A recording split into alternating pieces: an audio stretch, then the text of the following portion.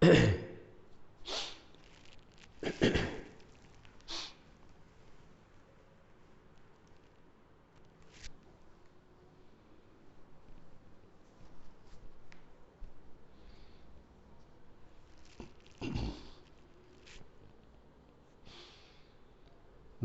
મિત્રો, ચાલો આપણે હવે રિકોમ્બિનન્ટ ડીએનએ ટેકનોલોજીની શરૂઆત કરીશું।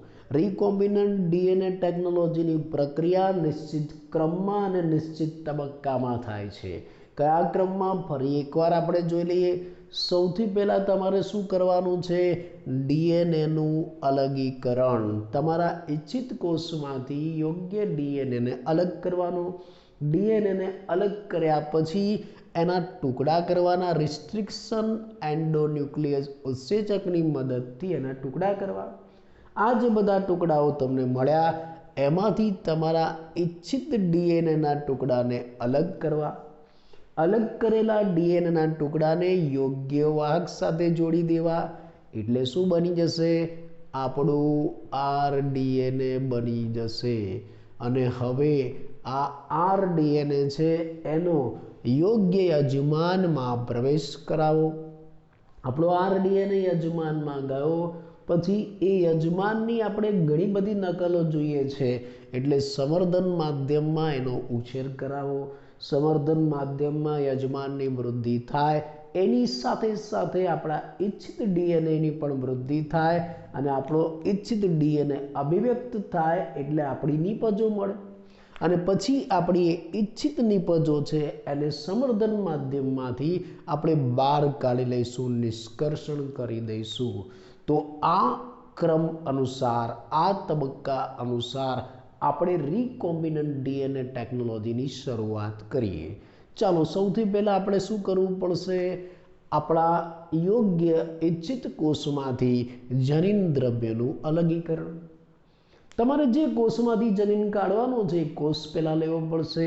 પછી વનસ્પતિ કોષ હોય કે પ્રાણી કોષ હોય કે બેક્ટેરિયા હોય કે ફૂગનો કોષ, ચાલો આપણે એવો એક કોષ લઈએ, આપણો ઇચ્છિત કોષ।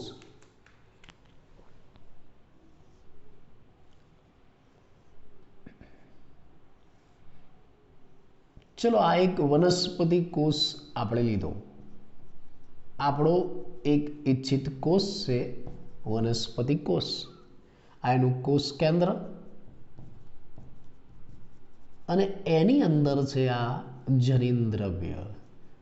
આપણી પાસે આવો એક કોષ તૈયાર। પહેલું કામ આપણે શું કરવાનું છે? આ કોષમાંથી જનીન દ્રવ્યનું અલગીકરણ। આપણે આ કોષમાંથી જનીન દ્રવ્યને અલગ કરવો છે, કેવી રીતે કરીશું? કેમ કે તમે જુઓ આ જનીન દ્રવ્ય તો એકદમ લોકરમાં પેક કરીને મૂકી રાખ્યો ને એમ કોષની અંદર પેક છે। આ જનીન દ્રવ્યની આજુબાજુ કોષ કેન્દ્ર પટલ છે, કોષ રસ પટલ છે, કોષ દિવાલ છે, બધું છે। જો આ કોષ કેન્દ્ર પટલ છે એટલે બહુ સુરક્ષિત છે। 7 કોઠાની અંદર સુરક્ષિત કરેલો આ જનીન દ્રવ્ય છે, એને આપણે બહાર કાઢવો છે તો આપણી પાસે 7 કોઠાનું જ્ઞાન હોવું જોઈએ। આપણે આપીએ। ચલો આ જનીન દ્રવ્ય છે એની ફરતે કોષ કેન્દ્ર પટલ છે, પછી આવું કોષ રસ પટલ પણ છે સૌથી બહાર, અને એની બહાર પાછી જોડાયેલી કોષ દિવાલ છે। આટલા બધા આવરણોની વચ્ચે સૌથી અંદરના ભાગે આ જનીન દ્રવ્ય સુરક્ષિત છે અને આપણે એને બહાર કાઢવાનું છે। કેવી રીતે બહાર કાઢશો? આ કોષમાંથી જનીન દ્રવ્યને કેવી રીતે અલગ કરશો? આ કોષને તોડવો પડે, સાથે 7 કોઠા વીંધી નાખવા પડે, કાપી નાખવા પડે। આ કોષને તોડવો પડે તો જનીન દ્રવ્ય બહાર આવશે। આ કોષ કેવી રીતે તૂટે? પ્રશ્ન થાય। ઉત્સેચકોની મદદથી હો। દાખલા તરીકે તમારે બેક્ટેરિયાના કોષને તોડવો હોય તો તમારે લાઇસોઝાઇમ ઉત્સેચક વાપરવા પડે, અને જો તમારે વનસ્પતિ કોષને તોડવો હોય તો તમારે સેલ્યુલેઝ ઉત્સેચક વાપરવો પડે। અને માની લો કે તમારે ફૂગના કોષને તોડવો છે તો તમારે કાઇટિનેઝ ઉત્સેચક વાપરવો પડે। આમ તમારે જે કોષને તોડવો છે એ અનુસાર ઉત્સેચકો વાપરવા પડશે. ચલો આપણી પાસે આ વનસ્પતિ કોષ છે તો આપણે કયો ઉત્સેચક વાપરીશું? સેલ્યુલેઝ ઉત્સેચક વાપરીશું. કેવી રીતે? સીધો આ કોષ ઉપર સેલ્યુલોઝનો મારો કરી દઈશું એવું થાય? એવું નહીં થાય. આ કોષ ભલે આપણે આકૃતિમાં મોટો બતાવ્યો પણ આ બધા કોષો કેવા છે? એકદમ સૂક્ષ્મ, માઇક્રોસ્કોપિક, આપણને નરી આંખે નહીં દેખાય. તો પછી એના ઉપર તમે ઉત્સેચકનું ટાર્ગેટ કરીને કેવી રીતના નાખશો? એને ટાર્ગેટ કરીને ઉપર ઉત્સેચક કેવી રીતના નાખશો? પ્રશ્ન થાય. એટલે આ કોષ ભલે તમને સમજાવવા માટે આકૃતિમાં મેં બહાર બતાવ્યો છે પણ આ કોષોનું દ્રાવણ લેવામાં આવે છે આ રીતે. હા છે ને, આખું દ્રાવણ હોય ટેસ્ટ ટ્યુબમાં. ટેસ્ટ ટ્યુબ છે આપણી પાસે અને એની અંદર આ કોષવાળું દ્રાવણ ભરેલું છે. આની અંદર કોષો છે હે ને. આમાં હું બતાવું છું, દેખાય નહીં તમને તો, ખાલી દ્રાવણ જ દેખાય.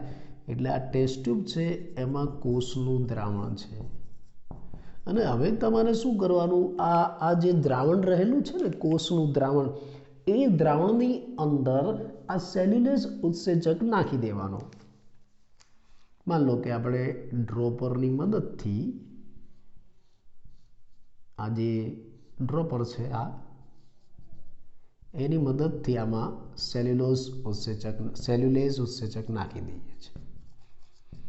બરાબર ને? એટલે આ ટેસ્ટ ટ્યુબની અંદર કોષોનું દ્રાવણ ભરેલું છે. આપણે જે કોષો જોઈએ છે એક કોષ ના હોય, ઘણા બધા હોય. આખું પેશીય દ્રાવણ હોય અને એ દ્રાવણ ઉપર આપણે સેલ્યુલેઝ ઉત્સેચકના ટીપા નાખી દીધા. સેલ્યુલેઝ ઉત્સેચક આની સાથે જોડી દીધો. એ સેલ્યુલેઝ ઉત્સેચક શું કરશે? આમાં રહેલા કોષોને તોડી નાખશે. ચલો, કોષો તૂટી ગયા તો આપણને શું મળશે? આપણે શું જોઈએ છે? આપણે કેમ કોષને તોડ્યો?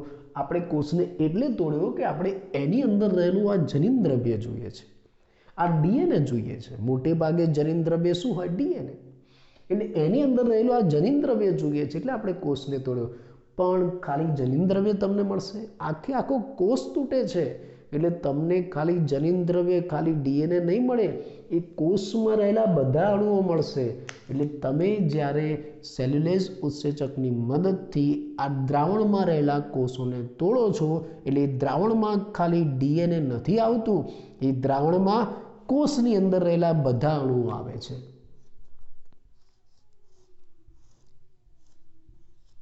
એટલે આ જે દ્રાવણ છે ને એમાં તો શું હોય? એમાં કોષના બધા જ મહાણુઓ હોય. એમાં ડીએનએ તો છે જ, પછી આરએનએ પણ હોય, એમાં પ્રોટીન પણ હોય, એમાં લિપિડ પણ હોય, એમાં પોલિસેકેરાઇડ પણ હોય. આ બધું જ એક સાથે છે. કોષ તૂટી જાય ને એટલે કોષમાં રહેલા બધા જ અણુ આ દ્રાવણમાં છૂટા પડે. આ તો પાછું કન્ફ્યુઝન થયું. આપણે તો કોષને કેમ તોડ્યો? તો કે ડીએનએ કાઢવા. પણ તમે કોષને તોડ્યો એટલે ખાલી ડીએનએ, એના કરતાં વધારે કન્ફ્યુઝન થયું. એમાં તમને આરએનએ, પ્રોટીન, લિપિડ, પોલિસેકેરાઇડ બધું મળ્યું. તો હવે શું કરવું? આ બધામાંથી આપણા ડીએનએને અલગ કરો. બીજો પ્રશ્ન આવ્યો છે ને, 7 કોઠાના જ્ઞાન જેવું છે. આ બધામાંથી આપણા ડીએનએને અલગ કરો તો શું કરવું? ફરી પાછા ઉત્સેચક વાપરવા. હવે આપણે આ બધાને દૂર કરવા માટે શું કરીશું? ખાલી આપણે આપણો ડીએનએ જ રાખવો છે, બાકી બધું કાઢી નાખવું છે. આપણે આરએનએ કાઢી નાખવું છે, પ્રોટીન, લિપિડ, પોલિસેકેરાઇડ બધું જ કાઢી નાખવું છે. તો તમારે આ બધાનું પાચન કરતા ઉત્સેચકો અંદર નાખવા પડે. વારાફરતી નાખો. માન લો કે તમારે આરએનએનું પાચન કરવું છે તો કયો ઉત્સેચક નાખવાનું? આરએનએનું પાચન કરવું છે તો રિબોન્યુક્લિયેઝ ઉત્સેચક નાખવાનું.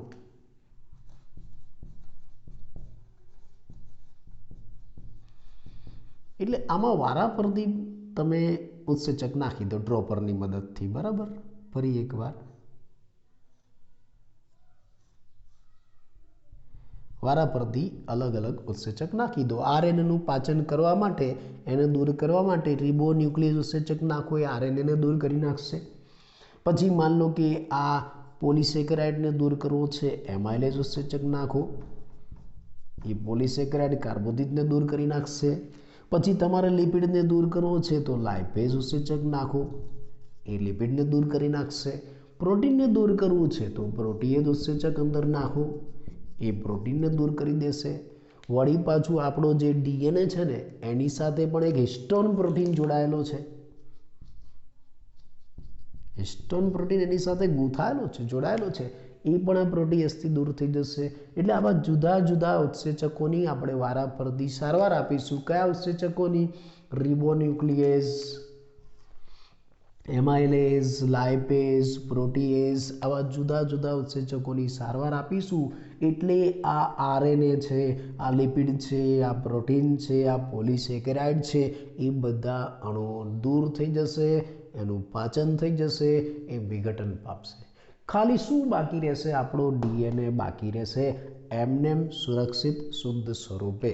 એટલે હવે આ ઉત્સેચકોની સારવાર આપ્યા પછી આપણી પાસે જે દ્રાવણ બાકી રહ્યું એ દ્રાવણમાં શું શુદ્ધ સ્વરૂપે જોવા મળશે? એ દ્રાવણની અંદર આપણો ડીએનએ બાકી રહેશે. બાકી બધાનું શું થઈ જશે? પાચન થઈ જશે. પણ હજી આ દ્રાવણમાં ખાલી ડીએનએ નથી, આ બધા પાચિત થયેલા ઘટકો પણ છે. ડીએનએ પ્લસ પાચિત ઘટકો એટલે આખું મિશ્રણ છે. આ મિશ્રણમાંથી હજી આપણે આ ડીએનએને અલગ કરવો છે. તો છેલ્લે આ બધાનું પાચન થઈ જાય, ખાલી ડીએનએ બાકી રહે એવા મિશ્રણની અંદર તમારે ઠંડો ઇથેનોલ ઉમેરવાનો. આમાં આપણે ઠંડો ઇથેનોલ ઉમેરીશું.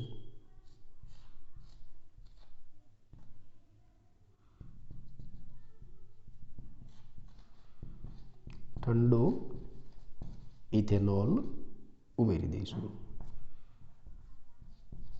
ઠંડો ઇથેનોલ તમે ઉમેરશો ને એટલે સસ્પેન્શન તૈયાર થશે આ દ્રાવણમાં, અને સસ્પેન્શનમાં આ ડીએનએના તાંતણાઓ તમને સમૂહમાં જોવા મળશે. ઠંડો ઇથેનોલ ઉમેર્યો એટલે તમારી પાસે દ્રાવણનું સસ્પેન્શન તૈયાર થયું.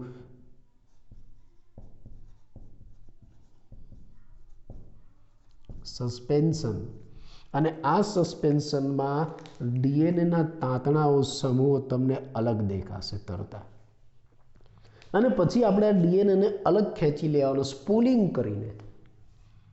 પુસ્તકમાં પણ આકૃતિ આપી છે, સ્પૂલિંગ કરીને આની સાથે સ્પૂલિંગ કરીને ડીએનએને ખેંચી લેવાનો. સ્પૂલિંગ એટલે શું? સ્પૂલિંગ આપણે શામાં કરીએ છીએ? દોરા વીંટવામાં કરીએ. માન લો કે ગોળ ફરતી રીલ હોય, રીલ આમ ગોળ ફરતી કોકડી, અને એમાં આપણે ધીરે ધીરે દોરો વીંટી દઈએ ને, એમ અહીંયા રીલ ઉતારવાની, અને રીલની મદદથી એકદમ સૂક્ષ્મ માઇક્રોસ્કોપિક જેવી નાની રીલ હોય છે, એ રીલની મદદથી આપણે આ ડીએનએના તાંતણાને રીલ ઉપર વીંટી નાખવાના. એને સ્પૂલિંગ કહેવાય. અને પછી એ રીલને ખેંચી લો એટલે આ ડીએનએ પણ ખેંચાઈ આવશે. તો આપણા ડીએનએ અલગ થઈ ગયા. આપણે આપણા ડીએનએનું જનીન દ્રવ્યનું કોષમાંથી અલગીકરણ કર્યું. આવું થોડું અઘરું અને જટિલ જુદા જુદા તબક્કામાં થાય એમ ડાયરેક્ટ લખી નાખવાથી અલગ ન થઈ જાય.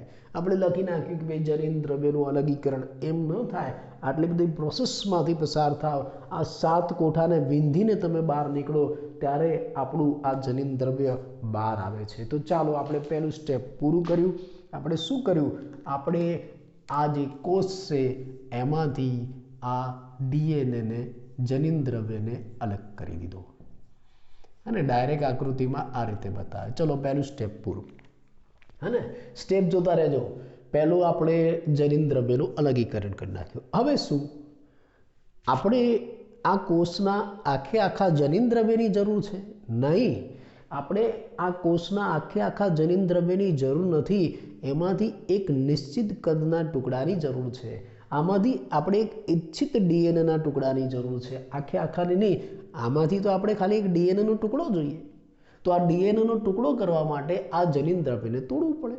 તોડવા માટે શું કરવાનું? બીજું સ્ટેપ. પહેલું પૂરું થઈ ગયું. બીજું સ્ટેપ, રિસ્ટ્રિક્શન એન્ડોન્યુક્લિયસની સારવાર આપવાની.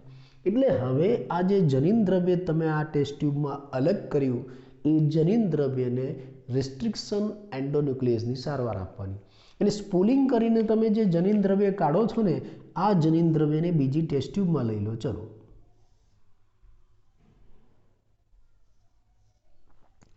આ જનીન દ્રવ્યનું દ્રાવણ, એનું પણ દ્રાવણ હોય, જનીન દ્રવ્ય, એને બીજી ટેસ્ટ ટ્યુબમાં લઈ લો. અને પછી શું કરવાનું છે? આપણે તો આખે આખા જનીન દ્રવ્યની જરૂર નથી, આપણે તો અમુક નિશ્ચિત કદના ટુકડાની જ જરૂર છે. તો આ જનીન દ્રવ્યને તોડવો પડે. શાની મદદથી? રિસ્ટ્રિક્શન એન્ડોન્યુક્લિયસ ઉત્સેચકની મદદથી. ઇષ્ટતમ પરિસ્થિતિમાં, યોગ્ય પરિસ્થિતિમાં તમે આની અંદર રિસ્ટ્રિક્શન એન્ડોન્યુક્લિયસ ઉત્સેચક ઉમેરો. તમે આની અંદર રિસ્ટ્રિક્શન એન્ડોન્યુક્લિયસ ઉમેરો છો આ દ્રાવણમાં, એટલે એ રિસ્ટ્રિક્શન એન્ડોન્યુક્લિયસ આ જે જનીન દ્રવ્ય છે એના ટુકડાઓ કરી નાખશે. એટલે હવે રિસ્ટ્રિક્શન એન્ડોન્યુક્લિયસની આપણે સારવાર આપી. આ પહેલું સ્ટેપ પૂરું થયું, જનીન દ્રવ્યને અલગ કર્યું. હવે બીજા સ્ટેપમાં આપણે શું કરીશું? આ જનીન દ્રવ્યને રિસ્ટ્રિક્શન એન્ડોન્યુક્લિયસની સારવાર આપવાની. એટલે શું થશે? આ જે આખું જનીન દ્રવ્ય છે ને એના આવા જુદા જુદા ટુકડા થઈ જશે.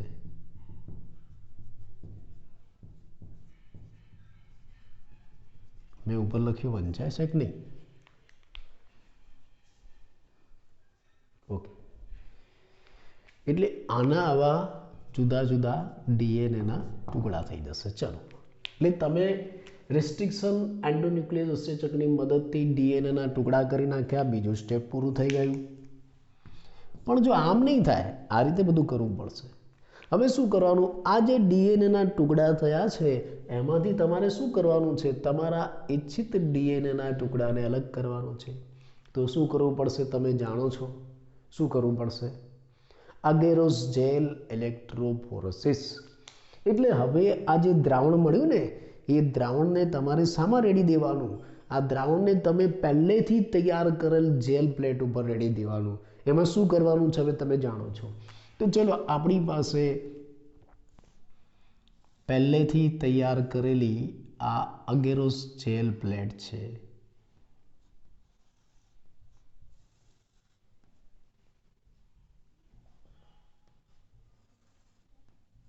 આ પ્લેટ છે આપણી પાસે અને પહેલેથી તૈયાર કરેલી છે. તમે જાણો છો કે આ પ્લેટમાં જે જેલ છે એમાં આપણે અગાઉ આવા ખાડા કરેલા છે અને એમાં આપણે આ સેમ્પલ નાખી દેવાનું. આ જે ડીએનએના ટુકડાવાળું સેમ્પલ છે ને એ આમાં નાખી દેવાનું, આ ખાડામાં. એટલે તમે જાણો છો કે ડીએનએ કેવો છે? ઋણવીજભારિત. એટલે કઈ તરફ જશે? ધન વીજભારિત તરફ. આ બાજુ ધન વીજભાર છે અને આ બાજુ ઋણ વીજભાર છે. એટલે આ ડીએનએ છે એ ધન વીજભાર તરફ ખસે, જુદા જુદા અંતરે. એટલે આ બધા ટુકડાઓ જુદા જુદા અંતરે છૂટા પડશે. આ જે ડીએનએના ટુકડાઓ છે એ જુદા જુદા અંતરે આ જે અગેરોસ જેલ પ્લેટ છે એમાં છૂટા પડશે. કેમ કે આપણે શું કરીશું? Jail electrophoresis. એટલે આ રીતે તમે જે રિસ્ટ્રિક્શન એન્ડોન્યુક્લિયસ ઉત્સેચકની મદદથી ડીએનએના ટુકડા કર્યા, એમાંથી આપણા ઈચ્છિત ડીએનએને અલગ કરવા માટે અને બીજું આપણા રિસ્ટ્રિક્શન એન્ડોન્યુક્લિયસ ઉત્સેચકે ડીએનએના ટુકડા કર્યા છે કે નહીં એ જાણવા માટે તમે શું કરશો? Jail electrophoresis. એટલે ઘણા બધા ટુકડા અલગ થઈ જશે અને એમાંથી તમારો ઈચ્છિત ડીએનએનો ટુકડો અલગ કરી નાખો. હવે તમને આવડે છે. ચલો, તો માન લો કે આપણો આ ઈચ્છિત ડીએનએનો ટુકડો આપણે અલગ કરી નાખ્યો.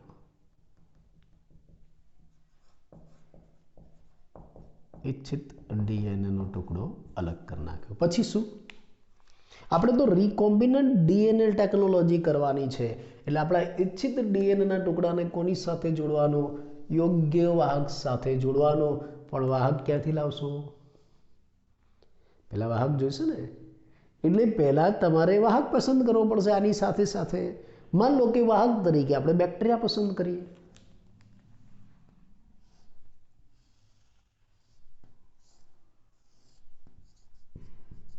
આ વાહક બેક્ટેરિયાનું પ્લાઝમિડ આપણે વાહક તરીકે પસંદ કરીશું.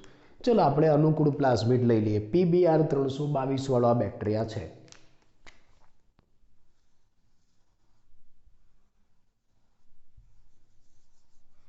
આ બેક્ટેરિયા છે. કયો બેક્ટેરિયા છે? PBr 322 વાળો.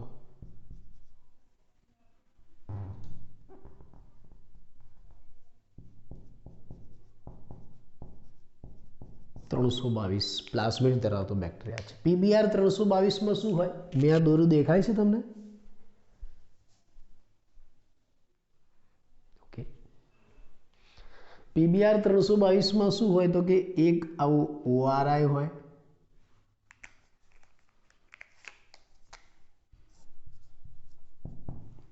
બીજું માન લો કે અહીંયા એમ્પિસિલિન અવરોધક જનીન છે અને આ બાજુ ટેટ્રાસાયક્લિન અવરોધક જનીન છે. આવું PBr 322 પ્લાઝમિડ ધરાવતા બેક્ટેરિયાને આપણે વાહક તરીકે પસંદ કર્યા. પછી શું કરવાનું? આ બેક્ટેરિયામાંથી આપણે પ્લાઝમિડ કાઢવાના છે તો એના માટે આ જ પ્રોસેસ કરવાની. જેમ આપણે આ વનસ્પતિ કોષમાંથી આ જનીન દ્રવ્યને અલગ કર્યા એ જ રીતે આ બેક્ટેરિયામાંથી આપણે પ્લાઝમિડને અલગ કરવાના છે. આ જ બે પ્રોસેસમાં પહેલાં તમે શું કરશો? આ બેક્ટેરિયાને તોડશો. જેમ આપણે આ વનસ્પતિ કોષને તોડ્યો ને એમ બેક્ટેરિયાને તોડવો પડે. કયા ઉત્સેચકથી? લાઇસોઝાઇમ ઉત્સેચકથી. એટલે લાઇસોઝાઇમ ઉત્સેચકની મદદથી આ બેક્ટેરિયાને તોડવાનું. એટલે એમાં રહેલો આ પ્લાઝમિડ પાછો અલગ કરવાનો, અલગ થઈ જશે. જેમ વનસ્પતિ કોષને તોડીને આપણે એમાં રહેલા જનીન દ્રવ્યને અલગ કર્યું એમ આપણે આ બેક્ટેરિયાને તોડીને એમાં રહેલા આ પ્લાઝમિડને અલગ કરીશું. આ જ પદ્ધતિથી આ પ્લાઝમિડને આપણે અલગ કરીશું. ચલો, આપણે આખા પ્લાઝમિડની જરૂર નથી. આખા પ્લાઝમિડની જરૂર નથી. પ્લાઝમિડમાં તો એમ્પિસિલિન અવરોધક જનીન પણ છે, ટેટ્રાસાયક્લિન અવરોધક જનીન પણ છે, પણ આ પ્લાઝમિડનો આપણે વાહક તરીકે ઉપયોગ કરવાનો છે.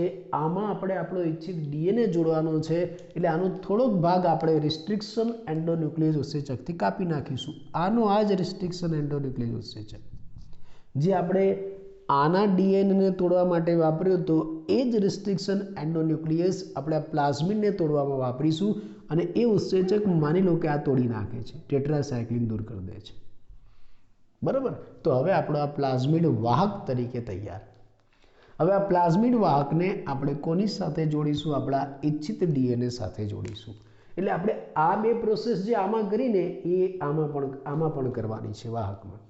એટલે હવે આપણે આ પ્લાઝમિડને આપણા ઇચ્છિત DNA સાથે જોડી દઈશું. અહીંયા જોડી દઈએ. ચલો,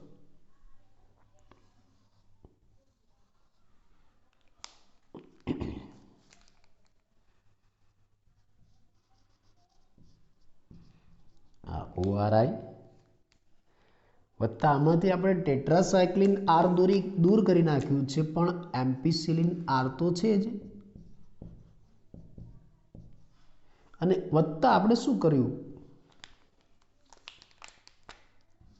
આપણે જ્યાં ટેટ્રાસાયક્લિન R હતું ને એ જગ્યાએ આપણું ઇચ્છિત DNA જોડી દીધું. એને લીલા કલરમાં બતાવું ચલો, એટલે તમને ખ્યાલ આવે. આપણો વિદેશી DNA. તો આ રીતે શું તૈયાર થઈ ગયું? rDNA. એટલે જો આપણે પહેલું સ્ટેપ શું કર્યું? જનીન દ્રવ્યને અલગ કર્યો. બીજા સ્ટેપમાં આ જે જનીન દ્રવ્ય છે એને રિસ્ટ્રિક્શન એન્ડોન્યુક્લિયસ ઉત્સેચકની સારવાર આપી. ત્રીજા સ્ટેપમાં આપણે શું કર્યું? આપણા ઇચ્છિત DNA ના ખંડને અલગ કર્યો અહીંયા અગેરોસ જેલ ઇલેક્ટ્રોફોરેસિસ દ્વારા. અને ચોથા સ્ટેપની અંદર શું કર્યું? આપણે આપણા ઇચ્છિત DNA ના ખંડને વાહક સાથે જોડી લીધો. પહેલાં આપણે વાહકને અલગથી તૈયાર કર્યો, એમાંથી પ્લાઝમિડ કાઢ્યો અને પ્લાઝમિડ સાથે આપણો ઇચ્છિત DNA જોડી દીધો. આ ચોથું સ્ટેપ. ચલો, હવે શું કરવાનું? હવે આપણને આ જે rDNA મળ્યો પ્લાઝમિડ વાહકવાળો, એનો આપણે શું કરવાનો છે? યોગ્ય યજમાનમાં પ્રવેશ કરાવવાનો છે. એટલે હવે આપણે આ જે પ્લાઝમિડ તૈયાર કર્યો છે rDNA, જેમાં એમ્પિસિલિન R પણ છે, એને આપણે યોગ્ય યજમાનમાં માન લો કે E. coli બેક્ટેરિયામાં પ્રવેશ કરાવીએ.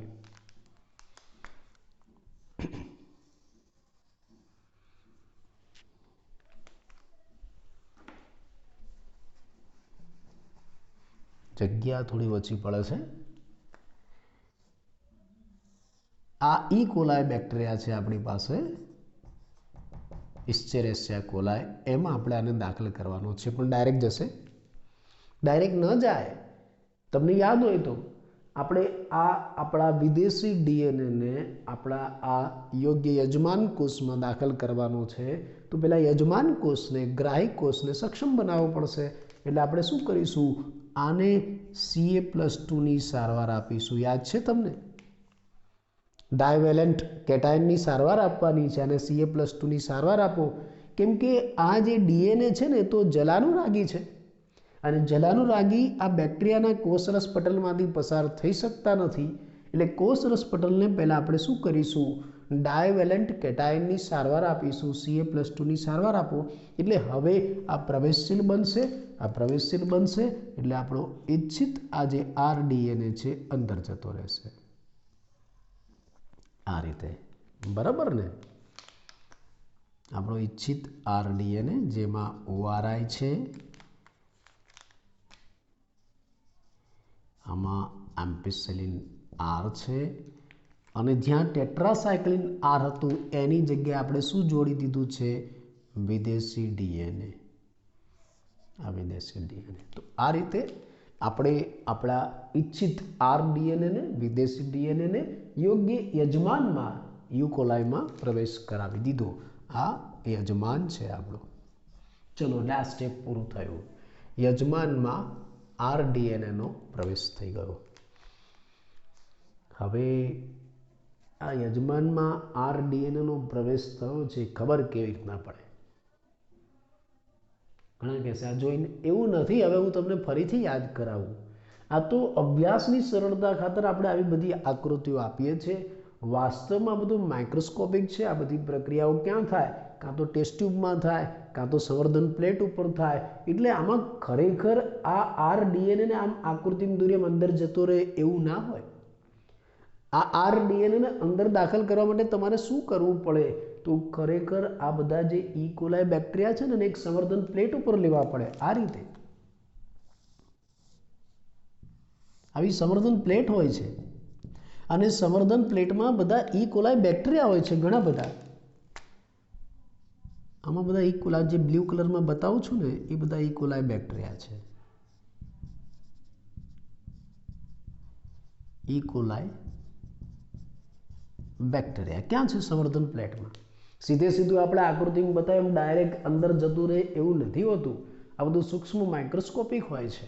આ પ્રક્રિયા કાં તો તમારે ટેસ્ટ ટ્યુબમાં કરાવવી પડે, કાં તો આવી સંવર્ધન પ્લેટ ઉપર કરાવવી પડે. એટલે તમારી પાસે આ ઈચ્છિત ડીએનએ તૈયાર છે. એટલે ડીએનએ બહાર તરતો ટુકડો ના હોય, એ ડીએનએનું દ્રાવણ હોય.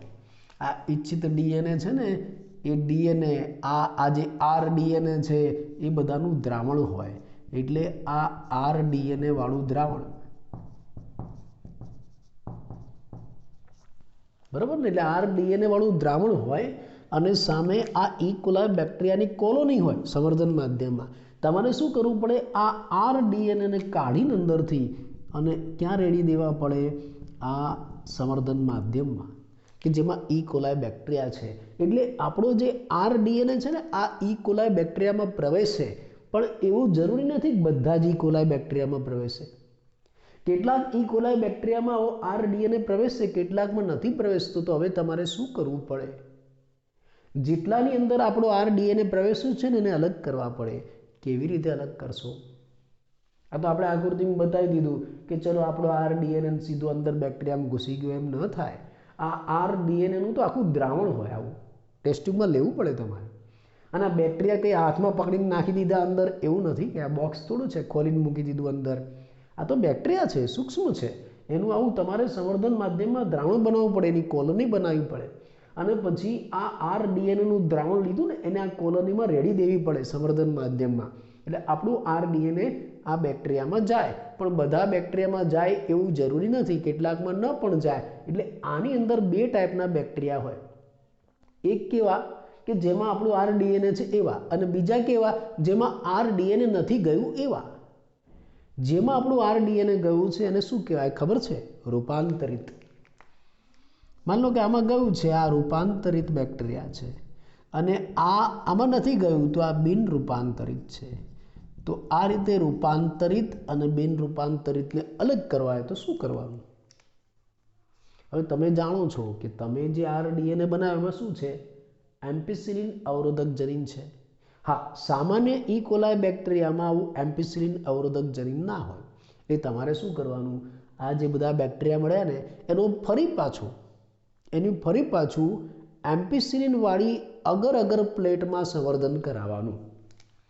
એટલે આનું ફરી પાછું આ બધા બેક્ટેરિયા બહાર કાઢી લેવાના, બીજા સંવર્ધન માધ્યમમાં લઈ લેવામાં, જેમાં શું છે, એમ્પિસિલિન વાળી અગર પ્લેટ છે. એમ્પિસિલિન શું છે, એન્ટીબાયોટિક. એમ્પિસિલિન એન્ટીબાયોટિક શું કરશે, બેક્ટેરિયાનો નાશ કરશે. એટલે જે સામાન્ય બેક્ટેરિયા છે ને એમાં આવું એમ્પિસિલિન અવરોધક જનીન નથી, એટલે એનો નાશ થઈ જશે. અને જે આપણા આવા રૂપાંતરિત બેક્ટેરિયા છે ને એમાં એમ્પિસિલિન અવરોધક જનીન છે, એટલે નાશ નહીં પામે. એટલે તમે આ બધા બેક્ટેરિયાને અંદર નાખી દેશો, આમાં બધા બેક્ટેરિયા અંદર આવ્યા. ચલો, જે આપણા આરડીએનએ વાળા છે ને એને હું વાદળી કલરમાં બતાવું છું, અને જેમાં આપણો આરડીએનએ નથી ગયો એને હું લાલ કલરમાં બતાવું છું. બે કલર અલગ દેખાય છે ને. એટલે શું થશે કે આ વાદળી કલરવાળા જેમાં આપણો આરડીએનએ છે એ બેક્ટેરિયા જે એમ્પિસિલિન અવરોધક જનીન ધરાવે છે એ બેક્ટેરિયા જીવંત રહેશે. અને જે લાલ કે જેમાં આપણો આરડીએનએ નથી, જેમાં આપણો ઇચ્છિત ડીએનએ ગયો નથી, એ બેક્ટેરિયા નાશ પામે. બરાબર ને. એટલે આ રીતે તમારે ખાલી ડાયરેક્ટ આપણે માનીએ એટલું સહેલું નથી. આ ટેકનિકલ બાબત છે, ખૂબ જટિલ, અઘરી, બહુ ધ્યાનથી સમજવી પડે, પ્રેક્ટિકલી એને યાદ રાખવી પડે. આ પ્રેક્ટિકલી પ્રોસેસ બતાવું છું કે ભાઈ આ રીતે ભલે આગળ ડીએનએ હોય અને આ બેક્ટેરિયો ડબ્બો છે, ખોલીને સીધી આમ માન લો કે બંગડી અંદર નાખી દીધી, એવું નથી, આવું નથી. આને માટે તો આપણે આવું દ્રાવણ લેવું પડે અને આને તો સંવર્ધન માધ્યમમાં ઉછેરવા પડે, ઘણા બધા ઇકોલાઈ બેક્ટેરિયા નાખવા પડે. પછી આ આરડીએનએ વાળું દ્રાવણ આપણે સંવર્ધન માધ્યમમાં નાખીશું તો આ આરડીએનએ કંઈ બધા બેક્ટેરિયામાં નહીં જાય, અમુકમાં જશે, અમુકમાં નહીં જાય. જેમાં જાય એ રૂપાંતરિત બેક્ટેરિયા કહેવાય, ન જાય બિન રૂપાંતરિત બેક્ટેરિયા કહેવાય. હવે એમાંથી આપણે તો કોની જરૂર છે, જેમાં આરડીએનએ છે એની જ જરૂર છે, તો એને અલગ કરવા પડશે ને. તો એને અલગ કરવા માટે તમે શું કરશો, તમે આ બધા બેક્ટેરિયા છે એને ફરી પાછા ક્યાં નાખશો, એમ્પિસિલિન વાળી અગર પ્લેટમાં નાખશો, સંવર્ધન માધ્યમમાં. તો જેની અંદર આપણું આરડીએનએ છે, આરડીએનએ જેમાં શું છે, એમ્પિસિલિન અવરોધક જનીન. એટલે જેની અંદર આરડીએનએ છે, એમ્પિસિલિન અવરોધક જનીન છે, એ બેક્ટેરિયા પ્લેટ ઉપર જીવશે. અને જેની અંદર આપણું આરડીએનએ નથી ગયું એ નાશ પામશે. તો ચલો આ લાલ કલરવાળા કાઢી નાખો, વાદળી કલરવાળા નાખી લો, આપણે એની જરૂર છે. આ રીતે આપણે એને અલગ કરીશું. એટલે યજમાન કોષમાં ડીએનએનો પ્રવેશ કરાવવાનો અને પછી એવા ઈચ્છિત યજમાન કોષને અલગ કરવાના. અહીંયા એમ્પિસિલિન આર શું કહેવાય, સિલેક્ટેબલ માર્કર કહેવાય. આપણે એમ્પિસિલિન આરની મદદથી આપણા ઈચ્છિત બેક્ટેરિયાને સિલેક્ટ કર્યા, એટલે એમ્પિસિલિન આર શું કહેવાય છે, સિલેક્ટેબલ માર્કર કહેવાય છે. સમજાયું એમ્પિસિલિન આર. ચલો હવે શું કરવાનું, હવે તમને તમારો ઈચ્છિત બેક્ટેરિયા મળી ગયા, યજમાન કોષ મળી ગયું, એમાં તમારો ઈચ્છિત ડીએનએ પણ ગયો, આરડીએનએ પણ ગયો. પણ હવે આરડીએનએની આપણે ઘણી બધી નકલો બનાવવાની છે અને આરડીએનએમાંથી આપણે આપણો ઈચ્છિત પ્રોટીન મેળવવાનો છે. તો આપણે શું કરવું પડશે, આપણે આપણા યજમાન કોષની ઘણી બધી નકલો બનાવવી પડશે. યજમાન કોષની ઘણી બધી નકલો બનાવવા માટે આપણા આરડીએનએનું વિદેશી ડીએનએનું બહુગુણન કરવા માટે આ યજમાન કોષને યોગ્ય સંવર્ધન માધ્યમમાં ઉછેર કરાવો. એટલે હવે આ જે આ આરડીએનએ વાળા ઇકોલાઈ બેક્ટેરિયા છે ને એનો આપણે સંવર્ધન માધ્યમમાં ઉછેર કરાવીશું. ઇષ્ટતમ પરિસ્થિતિમાં યોગ્ય સંવર્ધન માધ્યમની અંદર આપણે આ બેક્ટેરિયાનો ઉછેર કરાવીશું. આ બધા બેક્ટેરિયા છે, બરાબર ને. આ સંવર્ધન માધ્યમ,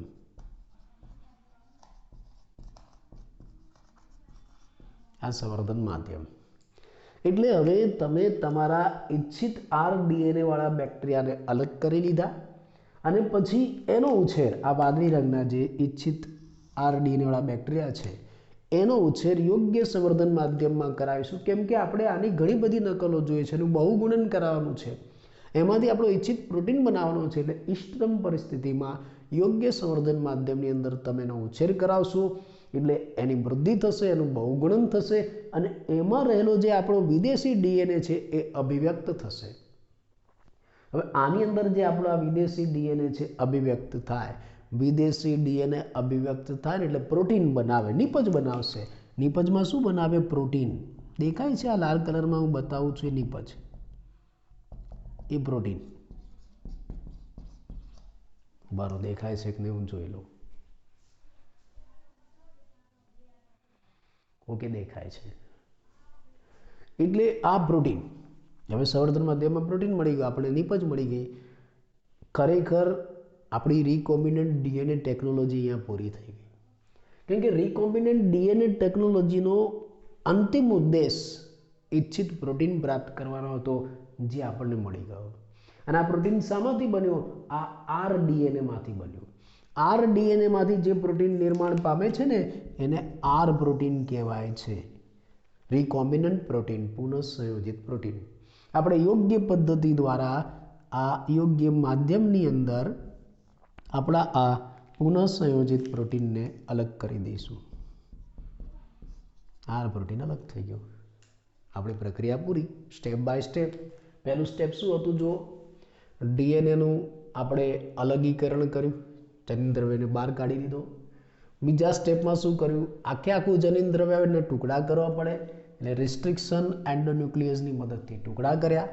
ત્રીજા સ્ટેપમાં શું કર્યું? આપણે ઈચ્છિત ડીએનએને અલગ કર્યા. આમાં ઘણા બધા ટુકડા છે, એમાંથી આપણો ઈચ્છિત ડીએનએ આપણે અલગ કર્યો. શેની મદદથી? જેલ ઇલેક્ટ્રોફોરેસિસની મદદથી. પછી આ ઈચ્છિત ડીએનએને આવો યોગ્ય વાહક બનાવીને એની સાથે જોડી દીધો. વાહક સાથે ડીએનએનું જોડાણ, એટલે શું બની ગયું? આપણું આરડીએનએ. પછી આ આરડીએનએને, આ ચોથું સ્ટેપ હતું. પછી આ આરડીએનએને યજમાનમાં પ્રવેશ, આ પાંચમું સ્ટેપ, યજમાનમાં પ્રવેશ કરાવ્યો. પણ આવી રીતે ન જાય, આવું બધું કરવું પડે, એટલે યજમાનમાં જશે. યજમાનમાં આપણો આરડીએનએ ગયો છે કે નહીં એની ચકાસણી કરવાની. ચકાસણી કરવા માટે આપણે શું વાપર્યું? આવું એમ્પિસિલિન વાળી અગર પ્લેટ વાપરી, એમાંથી આપણા યોગ્ય યજમાનને પસંદ કરી લીધા. પછી એ યજમાનનું છે, યજમાન કોષ છે, એનું સંવર્ધન માધ્યમમાં ઉછેર કરાવવાનો. કેમ કે આપણે ઘણી બધી નકલો બનાવી છે, બહુગુણન કરાવવું છે, એમાંથી આપણો ઈચ્છિત પ્રોટીન મેળવવો છે. સંવર્ધન માધ્યમ યોગ્ય લેવાનું, ઇષ્ટતમ પરિસ્થિતિ આપવાની, એટલે આ યજમાન કોષ છે એનું બહુગુણન થશે. એમાં રહેલો આપણો આ જે વિદેશી ડીએનએ છે અભિવ્યક્ત થશે અને પ્રોટીન બનાવશે. આ પ્રોટીનને આપણે શું કહીશું? R protein. પછી એ પ્રોટીનને અલગ કરી નાખીશું, નિષ્કર્ષણ. સાતમું સ્ટેપ પૂરું થઈ ગયું. ખ્યાલ આવ્યો? તો આ રીતે આપણે પ્રયોગશાળાની અંદર રિકોમ્બિનન્ટ ડીએનએ ટેકનોલોજી પૂરી કરી. પ્રયોગશાળામાં પ્રાયોગિક ધોરણે પ્રયોગશાળામાં તમે જે રિકોમ્બિનન્ટ ડીએનએ ટેકનોલોજી કરાવો છો એમાં તમને જે નિપજ મળે છે એ મર્યાદિત જથ્થામાં હોય છે, બહુ વધારે નથી હોતી. પણ આપણે આ નિપજો વધારે જોઈતી હોય, ઔદ્યોગિક ક્ષેત્રે ઉત્પાદન કરવું છે, મોટા પાયે ઉત્પાદન કરવું છે, તો આ પદ્ધતિમાં થોડો ફેરફાર કરવો પડશે. પણ એ પહેલાં ફરી એકવાર આ પદ્ધતિ ડિટેલમાં જોઈ લઈએ. ચલો, સૌથી પહેલાં તમે શું કરાવશો? તમારે રિકોમ્બિનન્ટ ડીએનએ ટેકનોલોજીનો પ્રયોગ કરવો છે પ્રયોગશાળામાં. તો સૌથી પહેલાં તમારે આવો ઈચ્છિત કોષ, વનસ્પતિ કોષ માની લો કે પસંદ કરી લીધો, અને કોષમાં રહેલા જનીન દ્રવ્યને અલગ કરવાના. સ્ટેપ અહીંયા આપેલા છે, એ પ્રમાણે કામ કરવાનું છે. જનીન દ્રવ્યને અલગ કરવો છે, પણ જનીન દ્રવ્ય તો કોષની અંદર છે. એ જનીન દ્રવ્યને કોષની બહાર કાઢવો પડશે, તો કોષને તોડવો પડે. એટલે પહેલું કામ આપણે શું કર્યું? કોષને તોડ્યો. કેવી રીતે તોડાય? આવા ઉત્સેચકોની મદદથી. માન લો કે તમે બેક્ટેરિયાનો કોષ લીધો છે તો લાઇસોઝાઇમથી તોડો, વનસ્પતિ કોષ લીધો છે તો સેલ્યુલોઝથી તોડો, ફૂગના કોષ લીધા હોય તો કાઇટિનેઝ ઉત્સેચકથી તોડો. એટલે આ રીતે આપણી પાસે આ કોષનું દ્રાવણ છે, આ વનસ્પતિ કોષનું દ્રાવણ છે, તો એમાં આપણે સેલ્યુલોઝ ઉત્સેચક ઉમેર્યો, એટલેના કોષ તૂટી ગયા. કોષ તૂટી ગયા એટલે કોષમાં રહેલા બધા જ અણુઓ છૂટા પડ્યા, ખાલી ડીએનએ નહીં. DNA, RNA, protein, lipid, polysaccharide બધા જ અણુઓ છૂટા પડ્યા. એમાંથી આપણે અલગ કોને કરવા છે? ડીએનએને. બાકી બધા દૂર કરી દેવા છે. બાકી બધા દૂર કેવી રીતના થશે? ઉત્સેચકોની મદદથી. આરએનએને દૂર કરવો હોય તો રિબોન્યુક્લિયસ, લિપિડને દૂર કરવો હોય તો લાઇપેઝ, પ્રોટીનને દૂર કરવો હોય તો પ્રોટીએસ, પોલિસેકેરાઇડને દૂર કરવો હોય તો એમાઇલેસ. આવા જુદા જુદા ઉત્સેચકો વારાફરતી તમે અંદર નાખો એટલે બાકીના બધા જ અણુઓ દૂર થઈ જશે. ખાલી આપણો ડીએનએ એમને શુદ્ધ સ્વરૂપે અંદર પડ્યો રહેશે. પણ એમાં ખાલી ડીએનએ નથી, આ બધા વિઘટિત થયેલા પદાર્થો પણ છે, પાચિત થયેલા ઘટકો છે, એમાંથી ડીએનએને અલગ કરવો છે. તો છેલ્લે આપણે એમાં ઠંડો ઇથેનોલ ઉમેરી દેવાનો એટલે સસ્પેન્શન તૈયાર થશે. એ સસ્પેન્શનમાં આપણું ડીએનએ હોય, એના તાંતણાઓ હોય, એ તાંતણાઓને સ્પૂલિંગ કરીને ખેંચી લેવાના. ચલો, એટલે પહેલું કામ પૂરું થયું. આપણે જનીન દ્રવ્યને અલગ કરી નાખ્યો. આપણે આખા કોષના જનીન દ્રવ્યની જરૂર નથી, એમાંથી અમુક ટુકડાઓની જરૂર છે. તો આ જનીન દ્રવ્યને કાપવો પડે. કયા ઉત્સેચકની મદદથી? રિસ્ટ્રિક્શન એન્ડોન્યુક્લિયસની સારવાર આપવાની. આવી રીતે નહીં, આવી રીતે. આ તમે સ્પૂલિંગ કરેલો ડીએનએ બહાર કાઢી નાખ્યો, જનીન દ્રવ્ય, એને રિસ્ટ્રિક્શન એન્ડોન્યુક્લિયસ ઉત્સેચકની સારવાર આપી એટલે આની અંદર ડીએનએના ટુકડા થયા. ચલો, ડીએનએના ટુકડા તો તૈયાર થયા, પણ આપણને કે બધા ટુકડાની થોડી જરૂર છે. આપણે તો અમુક ઇચ્છિત ડીએનએ જ અલગ કરીને લેવા છે. તો એને અલગ કરવા માટે આપણે શું કરીશું? જેલ ઇલેક્ટ્રોફોરેસિસ, ત્રીજું સ્ટેપ, જેમાં આપણા ઇચ્છિત ડીએનએના ટુકડા અલગ થઈ જશે. હવે ઇચ્છિત ડીએનએના ટુકડાને અલગ કર્યા પછી કોની સાથે જોડવાના છે? વાહક સાથે. તો સાથે સાથે આપણે વાહકને પણ પસંદ કરી લેવાનો. એ વાહકમાંથી પણ આપણે આ પ્લાઝમિડને અલગ કરવાનું, એટલે આ જ પ્રોસેસ કરવાની. વાહક બેક્ટેરિયા માન લો કે આપણે લીધા, તો બેક્ટેરિયાને તોડી નાખવાના, એમાંથી પ્લાઝમિડ અલગ કરી નાખવાનું. આખા પ્લાઝમિડની જરૂર નથી એટલે એને પણ આ રિસ્ટ્રિક્શન એન્ડોન્યુક્લિયસ ઉત્સેચકની મદદથી તોડી નાખવાના. માન લો કે આપણે ટેટ્રાસાયક્લિન આર વાળો ભાગ તોડી નાખ્યો. અને પછી શું કરવાનું? આપણા ઇચ્છિત ડીએનએને આ પ્લાઝમિડ સાથે લાઇગેઝ ઉત્સેચકની મદદથી જોડવા હો. અહીંયા ઉત્સેચક કયો વપરાશે? લાઇગેઝ. એટલે લાઇગેઝ ઉત્સેચકની મદદથી જોડ દો. એટલે આ જે પ્લાઝમિડ છે એમાં જે ટેટ્રાસાયક્લિન આર વાળી જગ્યા હતી ત્યાં આપણો ઇચ્છિત ડીએનએ ચોંટી ગયો. એમ્પિસિલિન આર તો એમ છે. અને હવે આપણે આવા આર ડીએનએ તૈયાર કર્યા, એને યજમાન કોષમાં લઈ જવાના છે. ચલો, તો યજમાન કોષ પસંદ કરો. યજમાન કોષ તરીકે માન લો કે આપણે ઇકોલાઈ બેક્ટેરિયા પસંદ કર્યા. આપણા આ આર ડીએનએ આ ઇકોલાઈ બેક્ટેરિયામાં ટ્રાન્સફર કરવા છે. ડાયરેક્ટ નહીં જાય, પહેલાં આ યજમાનને Ca+2ની સારવાર આપશો એટલે આપણો આર ડીએનએ અંદર જશે. પણ આ રીતે ન જાય, આખી પ્રોસેસ આ રીતે કરાવાય. આ આર ડીએનએ આવું સર્કલ, આવું બંગડી જેવું અલગ ના હોય, એ તો એકદમ સૂક્ષ્મ હોય, એનું દ્રાવણ લેવું પડે. અને આ બેક્ટેરિયા એક બોક્સ જેવો અલગ દેખાય નહીં આપણને, એ પણ સૂક્ષ્મ હોય, એનો સંવર્ધન માધ્યમમાં ઉછેર કરાવવો પડે. સંવર્ધન માધ્યમમાં તમે ઇકોલાઈ બેક્ટેરિયા લીધા, એમાં આર ડીએનએ વાળું દ્રાવણ નાખ્યું. આ આર ડીએનએ સંવર્ધન માધ્યમમાં ઓગળ્યા અને કેટલાક બેક્ટેરિયામાં ગયા, બધામાં ન ગયા. તો આને અલગ કરવા માટે આપણે શું કરીશું? આને અલગ કરવા માટે આપણે આ જે બેક્ટેરિયા છે ને એની ફરી પાછી બીજા એક સંવર્ધન માધ્યમમાં ઉછેર કરાવીશું. શેમાં? કે જેમાં એમ્પિસિલિન વાળી અગર પ્લેટ હોય. એટલે શું થશે? જે આપણા આર ડીએનએ વાળા બેક્ટેરિયા હશે ને રૂપાંતરિત, એ આ અગર પ્લેટમાં જીવતા રહેશે અને જે રૂપાંતરિત નથી એ નાશ પામશે. કારણ આપણું જે આર ડીએનએ છે એમાં શું છે?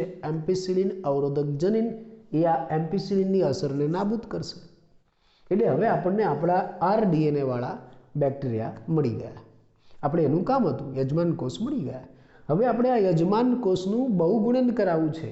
આપણે આમાં આપણા ઇચ્છિત ડીએનએની ઘણી બધી નકલો પ્રાપ્ત કરવી છે. તો આ યજમાન કોષને આપણે સંવર્ધન માધ્યમમાં ઉછેર કરાવીશું. યોગ્ય સંવર્ધન માધ્યમ લો, ઇષ્ટતમ પરિસ્થિતિ આપો, તો આપણા જે આર ડીએનએ વાળા બેક્ટેરિયા છે, રૂપાંતરિત બેક્ટેરિયા છે, આ સંવર્ધન માધ્યમમાં ઉછેર પામશે. અને યોગ્ય ઇષ્ટતમ પરિસ્થિતિ આપશું એટલે એમાં રહેલું ડીએનએ અભિવ્યક્ત થશે. વિદેશી ડીએનએ એ અભિવ્યક્ત થાય એટલે શું બનાવશે? નિપજ, પ્રોટીન બનાવશે. આ પ્રોટીન એ જ આ રિકોમ્બિનન્ટ ડીએનએ ટેકનોલોજીની અંતિમ ઉદ્દેશ, અંતિમ નિપજ છે. અને આર ડીએનએથી તમને જે પ્રોટીન મળ્યું ને એને આર પ્રોટીન કહેવાય. ચલો, તો પછી આ સંવર્ધન માધ્યમમાંથી આ પ્રોટીન અલગ કરી નાખો અને એનો ઉપયોગ કરો. તો અહીંયા આપણે પ્રયોગશાળામાં રિકોમ્બિનન્ટ ડીએનએ ટેકનોલોજી પૂરી કરી. પણ પ્રયોગશાળામાં તમે જે રિકોમ્બિનન્ટ ડીએનએ ટેકનોલોજી બતાવી એમાં તમને જે નિપજો મળી એ મર્યાદિત નિપજો મળે છે. અહીંયા તમને જે ડીએનએના ટુકડા મળે છે એ મર્યાદિત મળે છે.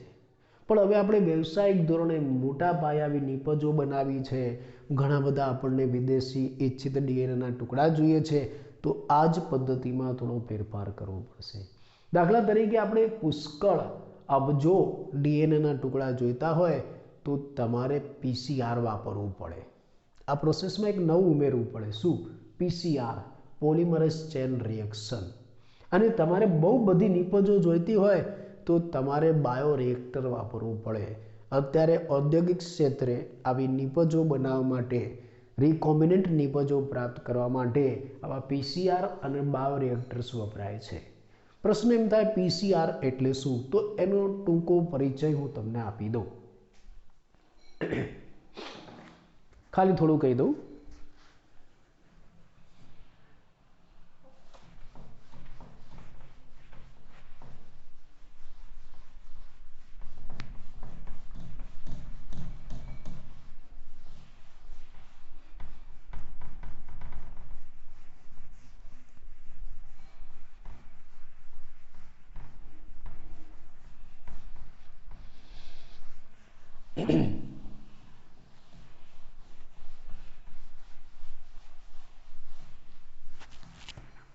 પીસીઆર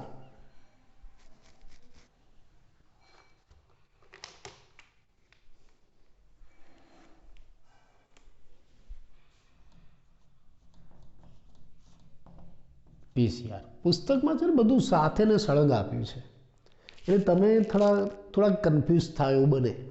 એટલે મેં બંને વસ્તુને અલગ કરી નાખી. પહેલાં આખી ટેકનિક પ્રયોગશાળામાં કેવી રીતના કરાય એ મેં બતાવ્યું, અને હવે ઔદ્યોગિક ક્ષેત્રે શું ફેરફાર કરાય એ હું તમને અલગ કરીને બતાવું છું. પુસ્તકમાં તો ભેગું કર્યું એટલે તમે થોડા કન્ફ્યુઝ થાવ એવું બને, પણ હવે કન્ફ્યુઝ નહીં થાવ. આ સમજ્યા પછી હવે તમને ખબર પડશે. એટલે હવે આપણે ઔદ્યોગિક ક્ષેત્રે આ વસ્તુની વાત કરીએ કે ભાઈ ઔદ્યોગિક ક્ષેત્રે તમારે આવું રિકોમ્બિનન્ટ ડીએનએ બનાવવું છે તો બીજી બે વસ્તુ વધારે કરવી પડશે. એક તો તમારે પીસીઆર કરવું પડશે વધારે નકલો બનાવવા માટે, અને બીજું વધારે નિપજો બનાવવા માટે બાયોરિએક્ટર્સ વાપરવા પડશે. ચલો આપણે પીસીઆરનો પહેલો પરિચય આપીએ. થોડુંક જ કહીશ, આખું તો નેક્સ્ટ લેક્ચરમાં આપણે સમજીશું. પીસીઆર પોલિમરેઝ ચેન રિએક્શન, જેને શું કહેવાય છે? પીસીઆર. આ પીસીઆરની મદદથી તમે શું કરી શકો છો? પીસીઆરની મદદથી તમે ઇન વિટ્રો પરિસ્થિતિમાં શરીરની બહાર આવા જે આપણા ઈચ્છિત ડીએનએ છે એની ઘણી બધી નકલો બનાવી શકો છો. યાદ રાખજો, પીસીઆરની મદદથી આપણે શું કરી શકીએ છીએ? પીસીઆરની મદદથી આપણે ઇન વિટ્રો પરિસ્થિતિમાં, ઇન વિટ્રો પરિસ્થિતિ એટલે શું? ઇન વિટ્રો પરિસ્થિતિ એટલે સજીવની બહાર. પીસીઆરની મદદથી સજીવની બહાર ચોક્કસ જનીનની ઘણી બધી નકલો બનાવી શકાય છે. આ નકલો આપણે યજમાનમાં લીધીને એનું સંવર્ધન કરાવ્યું ને પછી તમને ઘણી પેઢીઓ પછી મળે ઘણી બધી નકલો, એવું નહીં. ડાયરેક્ટ તમે બનાવી શકો છો ને સજીવની મદદ વગર, સજીવના શરીરની બહાર. એટલે પીસીઆરની મદદથી તમે સજીવ શરીરની બહાર ચોક્કસ જનીનની અબજો ઘણી બધી નકલો બનાવી શકો છો. આ એક અગત્યની ટેકનિક છે પીસીઆર, જે કેરી મુલિસ નામના વૈજ્ઞાનિકે 1985માં આપી.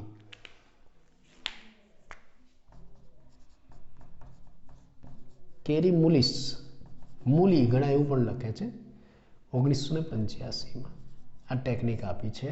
અને આ ટેકનિક એક સિદ્ધાંત ઉપર કાર્ય કરે છે. ચલો તો આનો સિદ્ધાંત શું છે આપણે સમજીએ કે ભાઈ જ્યારે કોઈ ડીએનએ છે અને તમે ઊંચું તાપમાન આપો એટલે એની બંને શૃંખલાઓ છૂટી પડી જાય છે. ડીએનએને ઊંચું તાપમાન આપો તો આ જે ડબલ સ્ટ્રેન્ડ ડીએનએ છે એની બંને શૃંખલાઓ છૂટી પડી જાય. હું આકૃતિમાં બતાવું, ચલો એટલે ખ્યાલ આવે તમને.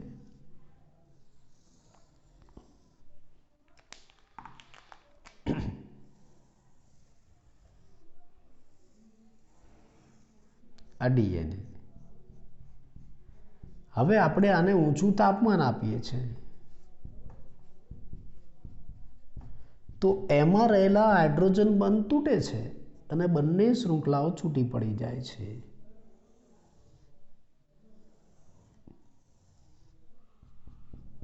બંને શૃંખલાઓ અલગ થઈ ગઈ,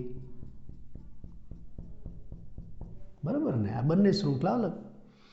मान लो कि 5 प्राइम टू 3 प्राइम, तो आ 3 प्राइम टू 5 प्राइम, બંને શૃંખલાઓ છૂટી પડી જશે. પછી શું કરવાનું? પછી આ છૂટી પડેલી જે શૃંખલાઓ છે એને ડીએનએ પોલિમરેઝની સારવાર આપવાની. ડીએનએ પોલિમરેઝનો આપણે ઉપયોગ કરીએ. માન લો કે એક બાજુ ડીએનએ પોલિમરેઝ, આ બીજી બાજુ. પછી આ છૂટી પડેલી જે શૃંખલાઓ છે એના ઉપર આપણે ડીએનએ પોલિમરેઝનો ઉપયોગ કરીએ તો એની સામે બીજી આવી પોલીન્યુક્લિયોટાઇડ શૃંખલા આપણે બનાવી શકીએ છીએ. આને પૂરક એવી બંને બાજુ.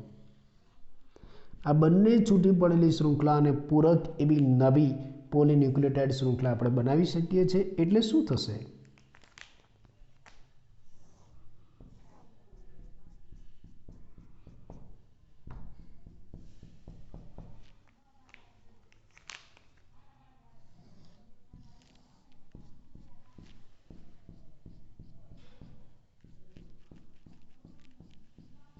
એટલે જો આ રીતે તમે બે ડીએનએ બનાવી શકો, બરાબર? આ પીસીઆર કહેવાય, પોલિમરેઝ ચેન રિએક્શન છે, એનો સિદ્ધાંત છે. આ રીતે આ સિદ્ધાંત ઉપર પીસીઆર કામ કરે છે કે બે ડીએનએ છે ને ઊંચું તાપમાન આપો એટલે બંને શૃંખલાઓ છૂટી પડી જશે. છૂટી પડેલી બંને શૃંખલાઓને તમે ડીએનએ પોલિમરેઝ ઉત્સેચકની સારવાર આપો એટલે બંને શૃંખલાઓ પર એને પૂરક એવી નવી ડીએનએની શૃંખલા બનશે. એક આમાં બને, એક આમાં બને, અને છેલ્લે શું થશે? તમારી પાસે આવા બે નવા ડીએનએ આવી જશે. એકમાંથી બે નવા ડીએનએ બન્યા, અને આ જે બે ડીએનએ બન્યા એમાં ફરી પાછું આ પીસીઆર કરો, ફરી પાછી બે બનશે, ફરી પાછું કરો, ફરી પાછું બે બનશે. આવું વારંવાર કરવાથી તમને ડીએનએની અબજો નકલો બનશે. આ પીસીઆર કહેવાય. એનો પરિચય મેં આપ્યો. ફરી એકવાર ટૂંકમાં કહી દઉં કે ભાઈ આપણે હવે આવી એકાદ બે નકલો કે પ્રાયોગિક ધોરણે મર્યાદિત નિપજો નથી જોઈતી. આપણે ડીએનએની ઘણી બધી નકલો જોઈએ છે. તો તમારે પીસીઆર કરાવવું પડશે, polymerase chain reaction. Polymerase chain રિએક્શનનો ઉપયોગ કરીને તમે સજીવની બહાર અમુક નિશ્ચિત જનીનની ઘણી બધી નકલો બનાવી શકો છો. આ પદ્ધતિ કેરી મુલિસ નામના વૈજ્ઞાનિકે 1985માં આપી. એનો સિદ્ધાંત શું છે કે ભાઈ જ્યારે તમે આ ડીએનએને ઊંચું તાપમાન આપો એટલે બંને શૃંખલાઓ છૂટી પડી જશે. ડબલ સ્ટ્રેન્ડ છે, સિંગલ સ્ટ્રેન્ડ થઈ જશે. બંને પોલીન્યુક્લિયોટાઇડ શૃંખલાઓ જે છૂટી પડી એને આપણે ડીએનએ પોલિમરેઝ ઉત્સેચકની સારવાર આપો તો બંને પોલીન્યુક્લિયોટાઇડ શૃંખલાઓ પોતાને પૂરક એવી નવી ન્યુક્લિયોટાઇડ શૃંખલાઓ બનાવશે બંને બાજુ. એટલે છેલ્લે તમને બે નવા ડીએનએ બનશે. હવે આ બે નવા ડીએનએ બન્યામાં ફરીથી એ કરાવો, ફરી પાછા બે બનશે, ફરીથી બીજામાં એ કરાવો, ફરી પાછા બે બનશે. આમ અબજો નકલો તમે પ્રાપ્ત કરી શકો. તો આ પીસીઆર કેવી રીતે કરવું અને એમાં શેનો ઉપયોગ થાય છે આપણે નેક્સ્ટ લેક્ચરમાં જોઈશું.